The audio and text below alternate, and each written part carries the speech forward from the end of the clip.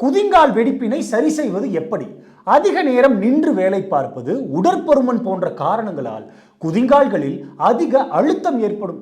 இந்த அழுத்தத்தினால் hyper keratosis, அதாவது அங்குள்ள தோல் அடுக்குகள் அளவிற்கு மேல் வளர்ந்து அந்த பகுதியினை ஒரு வறண்ட மரக்கட்டை போலாக்கிவிடும்.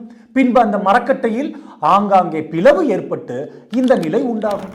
இதற்கு தினமும் கால்களை ஒரு 10 நிமிடங்கள் தண்ணீரில் ஊற வைத்து விடுங்கள். பின்பு பியூமஸ் கல்லினை வைத்து அதிக அளவில் வளர்ந்திருக்கும் அந்த தோல் செல்களை மென்மையாக அகற்றிடுங்கள். ஒருவேளை உங்களுக்கு வலி இருந்தால் ஒரு பருத்தி துணியினை பயன்படுத்தியும் அகற்றலாம். பின்பு கால்களை காய விடாமல் யூரியா சார்ந்த மாய்ஸ்சரைசர் அல்லது தேங்காய் எண்ணெயினை கொண்டு நன்றாக தடவுங்கள்.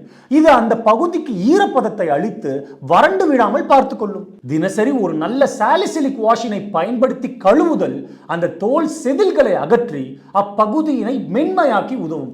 வெறுங்கால்களில் நடப்பதும் செருப்புகளை பயன்படுத்துவதும் வேண்டாம் மக்களே. காரணம், வெடிப்புகளுக்குள் தூசி துகள்கள் படிந்து இந்நிலையினை மேலும் மோசமாக்கிவிடும்.